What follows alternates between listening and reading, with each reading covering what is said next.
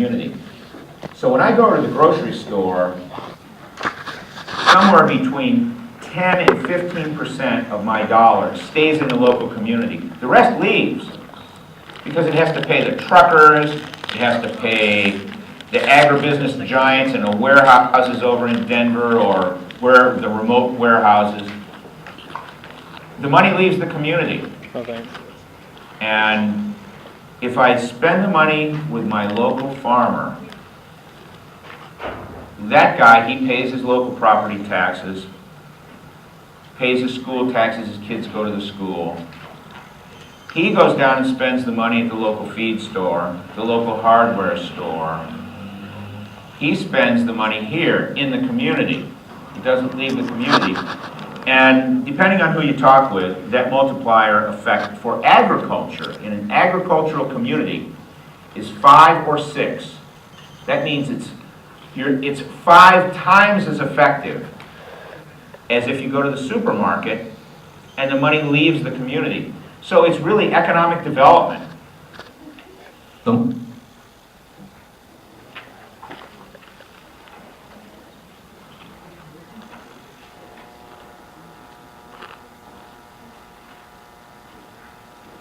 Did you know back in 1970 we imported 24% of our oil, and by 1990 it was 42%. Today it's almost 70% and climbing every minute. Over $700 billion are leaving this country to foreign nations every year. That's 4 times the cost of the Iraqi war, and it's killing our economy. It'll be the largest transfer of wealth in the history of mankind. We don't need any more talk. We need action, and we need a plan. And it's got to be the top priority of the next president and the next Congress. I'm T. Boone Pickens. I've been an oil man my whole life, but this is one emergency we can't drill our way out of. And I have a plan. In the coming weeks, I'm going to share the details of that plan to use American technology and alternative energy to slash our dependency and break foreign oil's stranglehold on us. It's our crisis, and we can solve it.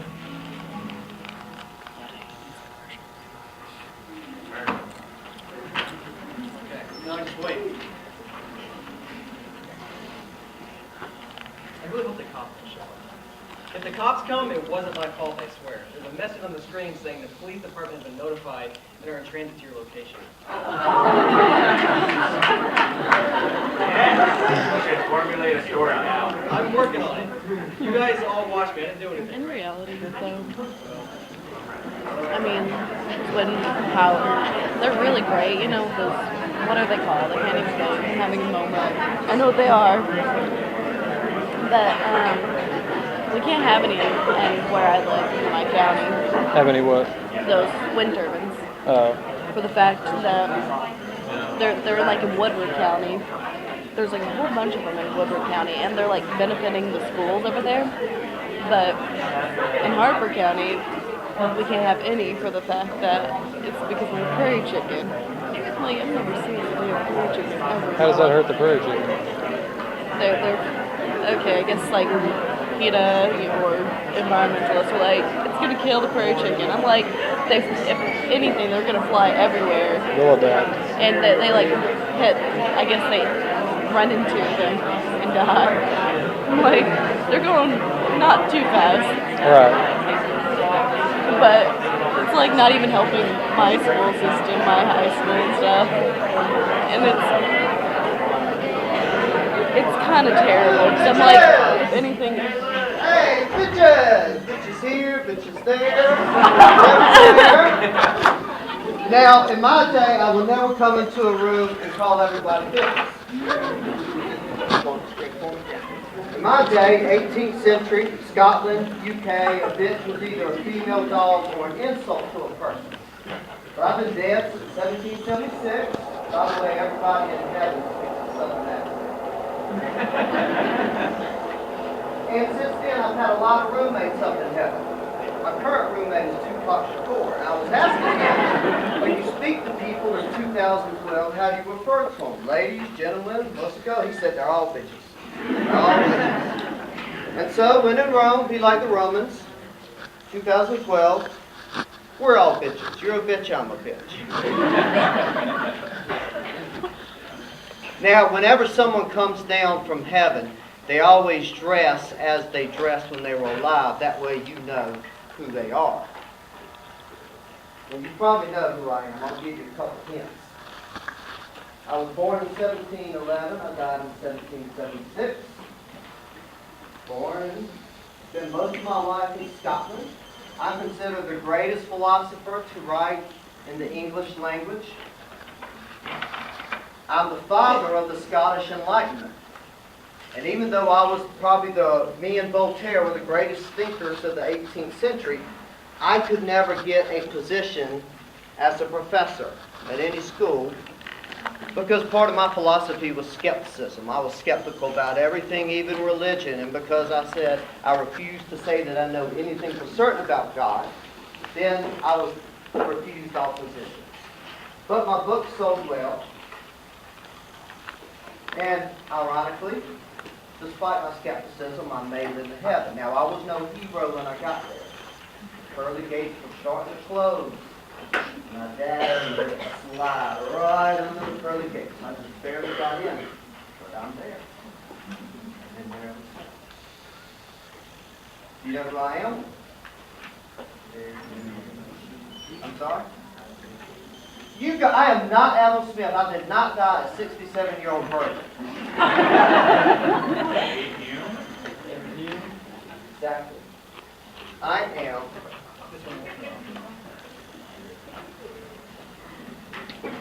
David. I've told them that's how y'all do eyes now. David Hume. Now, I should know, you can tell I kind of have a temper. I'm sorry I told someone to go to hell.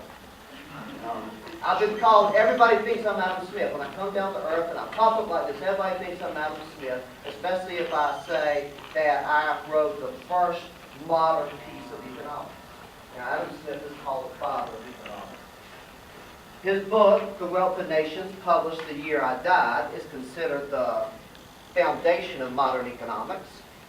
But he was my student, and it was my essay on the balance of trade that's considered the first modern piece of economics. Now, actually, it's a compliment to call me Adam Smith. He was a very good friend of mine. We had a lifelong correspondence. I'm very proud of how my students did. But why am I here? Why am I here instead of Adam Smith? I'm here because you're instructed about the Norwood of the Coward. Or as Tupac would say, he lacks testicular fortitude.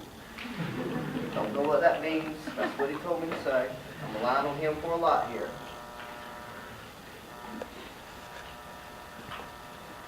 Your instructor has some security. He's insecure. He doesn't like anyone to speak ill of him.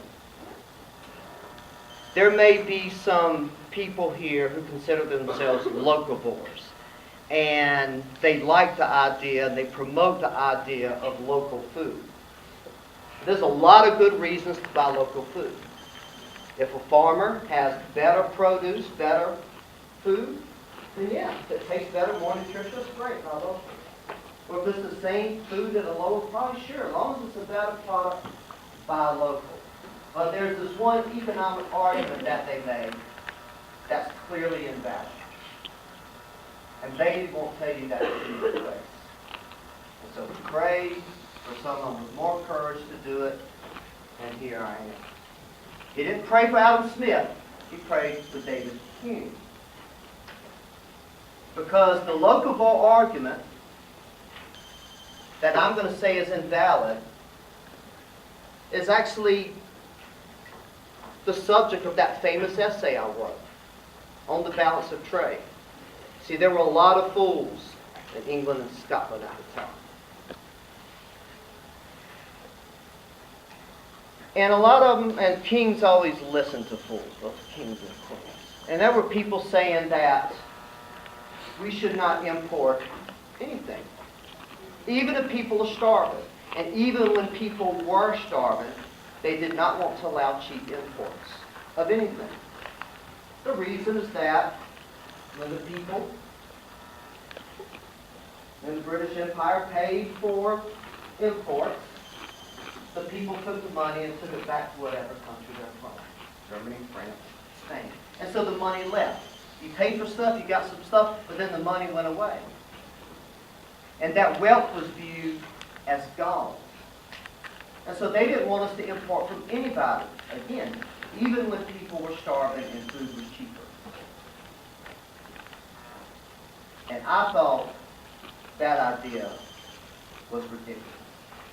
The idea that if you continually trade with other people, everybody's going to run out of money, I thought it was ridiculous. And so in 1742, I wrote my famous essay on the balance of trade, proving that it was wrong. And it stood as a proof. Adam Smith built on it, and it has continued to be a proof, and now it needs to be proven once again, because the local boards are making the same argument. What they say is, don't import food from other regions, not even from Perkins, because you give them the money and the money leaves the community. Don't buy from Walmart, because they get food, say, from California. Lost a lot of weight, haven't I? Back there. I was a fat man in real life.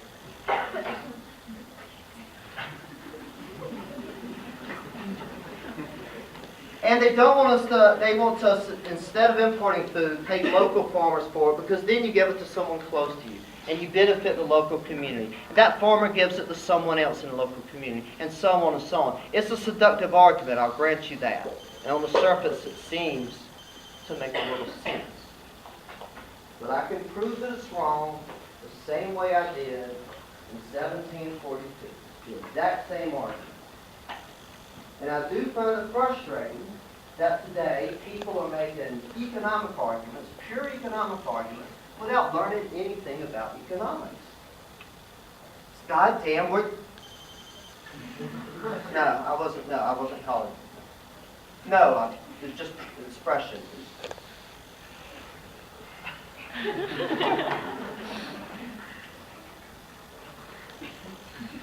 That's ridiculous. If you're going to make economic arguments, you learn economics, period.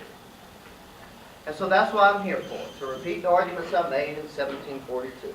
They're very simple, very easy to imagine. I'm going to write some stuff on the board. It's not too much. And you'll think along with me. And then you can still leave this class a local board, believe in local foods is good. But you need to believe in it for the right reasons. If you're a local board, you should be one because you think local food is inherently more valuable than imported food. You should not be trying to make other people feel guilty from buying at Walmart. Nobody should be forced to buy something from another person out of guilt. That's not trade. That's not reciprocity. That's control. I don't know, we'll shut up.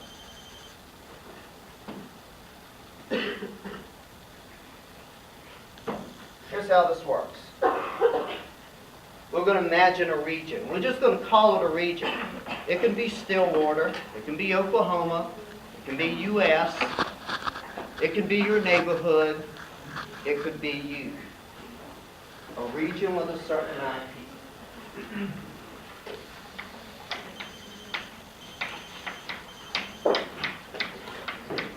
And what I'm going to do first is do a real quick diagram of the balance of trade.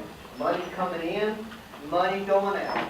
I'm going to show you how the world behaves. Then I'm going to show you why it's that way. And in the process, we're going to show you why that local argument that you should buy local food to stimulate the local economy is just wrong. It's actually a recipe for austerity, if not poverty. We have a region. And the region can be anything. When we export stuff, produce things here, sell it to people outside the region, those are exports, they pay us money for it. And that's where money comes in.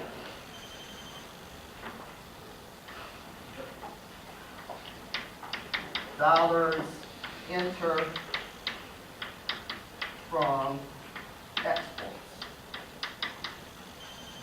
Local boards and the writers in England and Scotland in the 18th century had no problem with exports because it generated money. Even though you're producing things that people like and you're giving it to other people because you get money for it, they thought that was good. It's the imports they didn't like. When you import stuff, you're paying people from outside the region, and you pay money for it, and those dollars go away.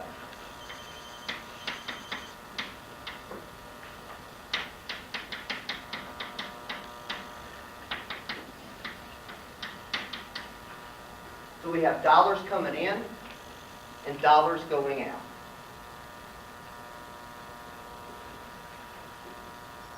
I'm going to start writing here, but you tell me if the way the screen is makes it something you can't read. I'm gonna pull up the black screen so I can't see it.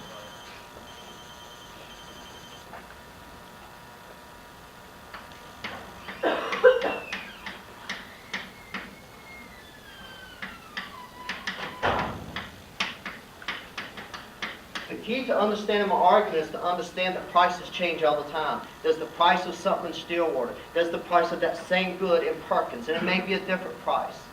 Any good you buy here, you can buy anywhere, and the price you pay differs depending on where you are. And on average, regional prices adjust to make dollars from imports, which we'll just call imports,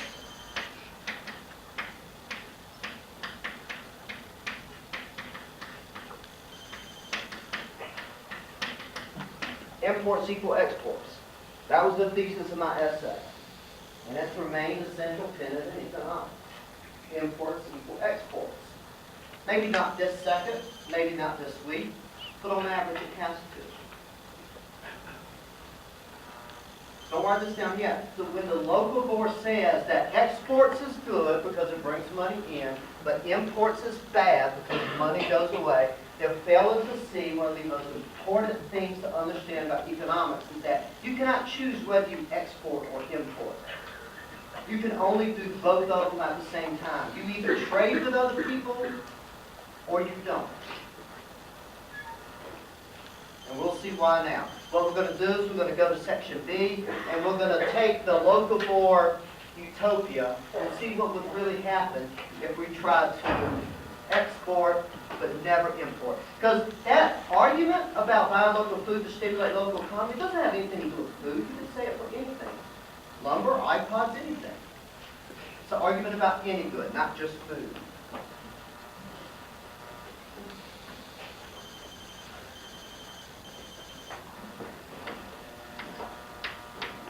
Local boards want to export but not import.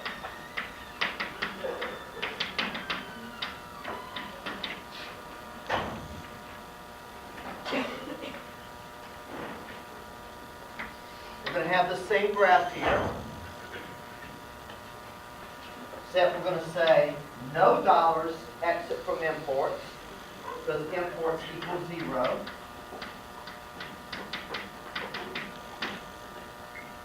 The dollars enter through exports.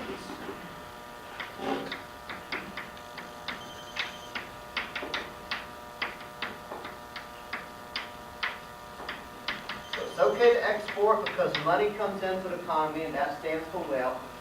We never want to import because then money leaves and the wealth is gone. Now before I write down what happens on this, I just want you to imagine this in your head.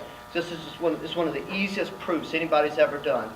Imagine we actually did this and we were able to do it in perpetuity. So every week, money's coming in. We're producing things for other people, sending it to other people to enjoy. We get dollar bills. No dollar bills ever leave. Every week, dollar bills come in, no dollar bills go out. If that continues, eventually, Stillwater, Oklahoma will have every single dollar bill that exists in the whole world. But we wouldn't have all that much to consume. Because we're exporting stuff, we're sending it to other people. Stillwater can only produce so much stuff. We can take a bath in money, but there's nothing to buy in Stillwater. Now, we know that we would never see that. People in England and my century were worried that if we kept importing, eventually England was going to run out of currency. There wouldn't be any money for anybody to use. But we've never seen anything like that ever. For a very good reason. Prices won't let that happen. So think about what happens when we get more and more money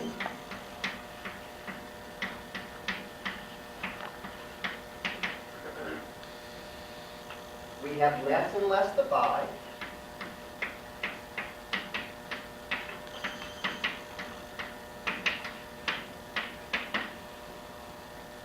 Because then we're not importing. We love to take that money and go somewhere and do something with it, but we can't import. What will happen to prices in Stillwater when we're loaded with money but there's very few things to buy? Don't be Norwood, be brave. Prices will do what? Prices will go up. Yeah, so simple, right? I mean, that's just so simple. Because we'll negotiate prices. We want that. Everybody else wants that too. We're all millionaires. We keep bidding the price of things up. Prices go up and up and up. This is unsustainable. And eventually what we're going to say is that prices are out of whack. Prices are really high here, but they're low elsewhere. And that's when you go to the local board and say, are you insane? Look at what you've done. Prices are 10 times higher here than everywhere else. Screw this. I'm going to Perkins, I'm going to Edmond, and I'm going to spend my money elsewhere. And when you do that, you're importing. The imports start coming back. So we see here when exports are greater than imports, the prices start rising. We respond to those prices. We're smart. We're looking out for ourselves and others. So we're going to go and we're going to insist on importing that. What happens? Imports will rise.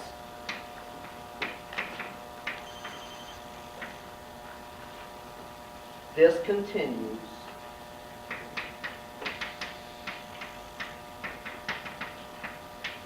Prices keep going up. We keep increasing imports.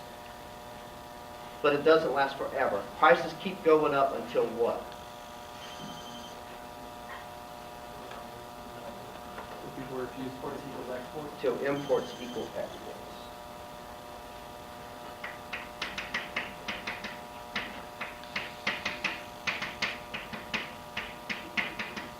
And we have balanced trade. You can't get around it. Not as long as we are free people who can negotiate our own prices and decide what we want. And we'll wipe this again in a minute, but anytime you have exports greater than imports, prices are going to adjust to make them right again. You cannot get away from this story. This story has not been defeated since 1742. You will not find one credible economist who supports that local argument. There's plenty of economists who say you should buy local. Healthier, tastier, sometimes it's cheaper, and you get more involved with your food, but not out of guilt for the local economy.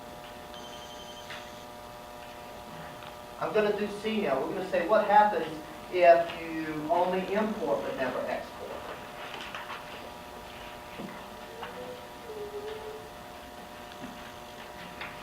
C says we import but don't export.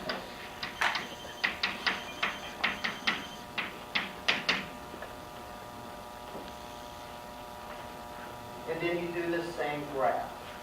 Now we do have dollars exiting because of the imports, but no dollars enter through exports. I may have accidentally said exports here. We don't export anymore. So no dollars are entering our region through exports, but we are importing, so dollars are exiting our region. Take this to its logical extreme.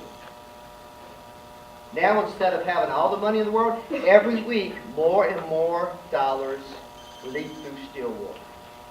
We have less and less dollars. But we get more and more goods coming in here. We have less money in our pocket, less money in the bank, so there's more things to buy. What's going to happen to prices when that happens? Imagine you're a businessman. No one is buying at existing prices because they don't have near as many dollar bills as they used to. What's the only way you can get them to buy it is you lower your prices. When this happens, prices fall.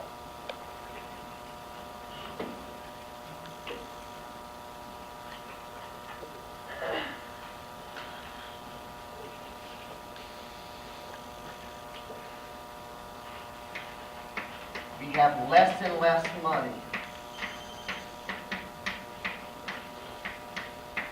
But there's more stuff out there to buy.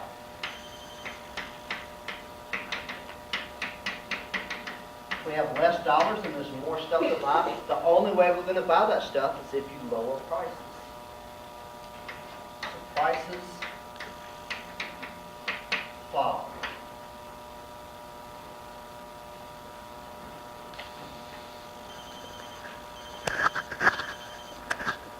What happens in Stillwater if everything's half the price in Stillwater than it is in Edmond, Enid, Dallas? Everybody's going to want to buy from Stillwater. We've got the cheap stuff. Same goods, much, much cheaper.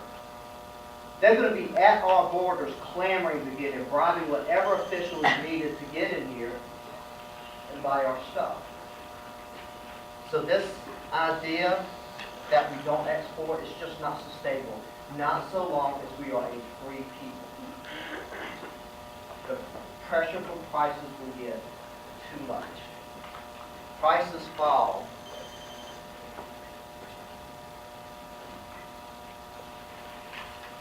We'll say people everywhere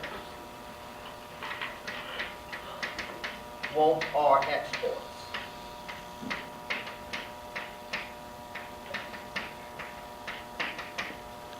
People everywhere want our exports. Remember, our exports are things we produce for other people. And it's going to have to be the case. Exports rise. And they're going to keep rising. Let me add exports. I'm going to scratch out until exports rise, prices fall. Until prices keep falling. What stops prices from falling? When exports equal imports and trade balances.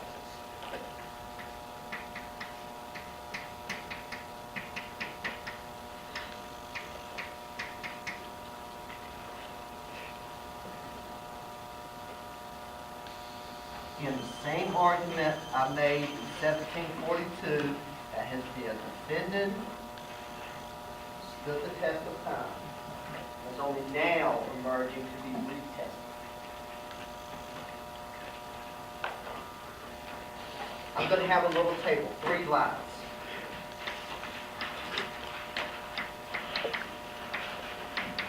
One case where exports, this should be, last section was C, right? This is the last section of the notes, section D. There's exports less than imports, exports equal imports, and exports greater than imports.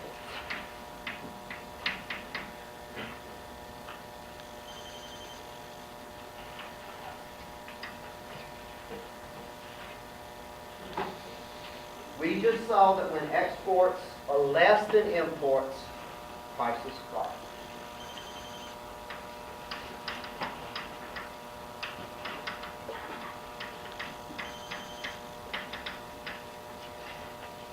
And I'm making sure you understand what prices I'm talking about. If we're the region, and in our region exports is less than imports, prices in our region fall. Just like my pants.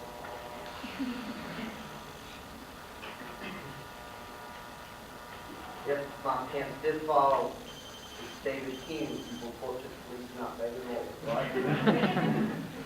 When exports are greater than imports, prices rise.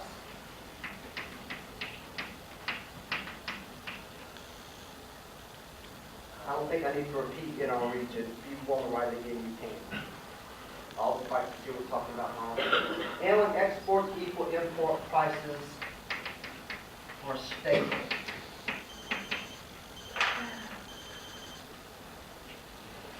What this means is that this is an equilibrium. Just like there's an equilibrium orbit of the Earth, of the moon around the Earth and the Earth around the sun, two forces pulling on it, but an equilibrium. We have an equilibrium. Whenever exports and imports get out of whack, prices are going to change to make them equal once again. Now, no more notes. I'm going to say what's in the article, but I want you to listen to me because this is important. I think this is the most important thing you can learn from the economics course, like this.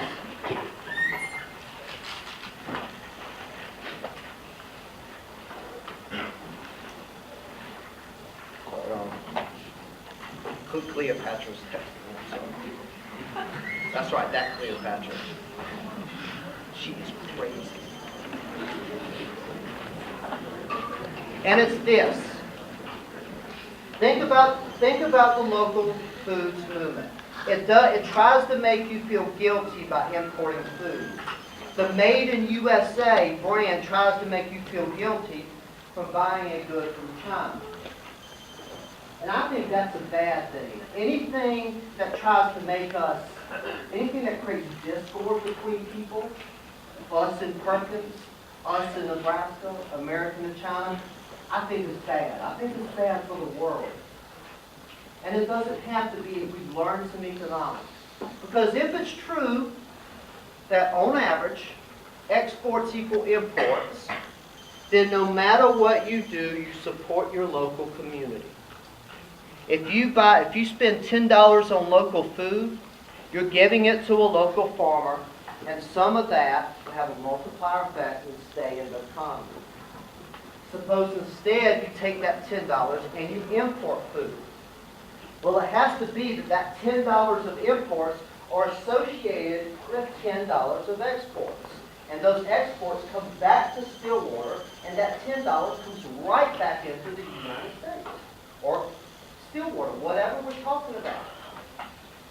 So whenever you spend $1, $10, that comes back to the community, whether it's directly through a local food purchase or whether you import something and economic forces do their thing and you spend $10 on imports, it creates $10 of exports. I know that sentence is kind of a hard leap to make because it's hard for you to see it, because it's not direct. But you have to prove the story wrong before you say that's wrong. And let me give you an illustration that might make more sense to you.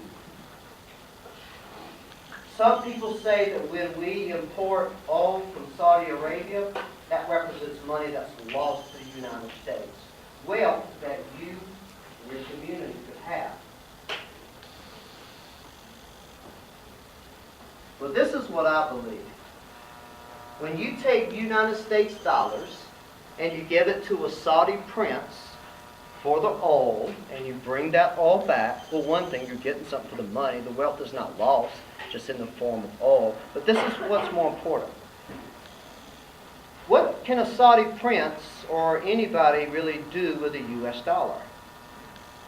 Do you spend U.S. dollars in Saudi Arabia when you go to buy coffee at the coffee stand in Saudi Arabia? They probably don't use our currency. Who does use the U.S. currency? The U.S.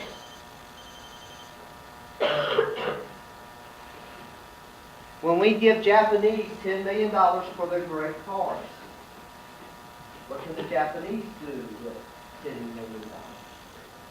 Well, even if they take it through a currency exchange, eventually By far, the best, you can use it to start a fire, to make wallpaper in your house. But usually the best use for a U.S. dollar is to spend it in the United States where it's accepted. It comes back. But even if the whole world used the same currency, it comes back. It has to, so long as we are free people who can negotiate prices and determine for ourselves what we buy and what we don't. So don't ever let people make you feel guilty for importing anything. Think of it instead as your way of connecting with the whole world, creating a system of harmony that helps ensure peace, helps ensure prosperity for the world, but benefits you as well. It's not charity. You get something in return for your dollar, and those dollars come back. It's win-win, and that's the story of economics. Win-win. And the only time people try to make you think it's a zero-sum game, where one person can only win by making other people lose, they're trying to make you do things that benefit them. In my day, there were corn farmers, there were wheat farmers who wanted higher wheat prices. Well, what's the best way to get higher, if you're an English farmer, 18th century, what's the best way to get higher wheat prices? Tell your king never to import wheat. That's what they did. It was a scam. It's always been a scam. But trade is not a scam. It's win-win. I've got a little secret to tell you. Are there any questions about 18th century Scotland? I know a lot about heaven. I'm just told you're not supposed to know anything about heaven.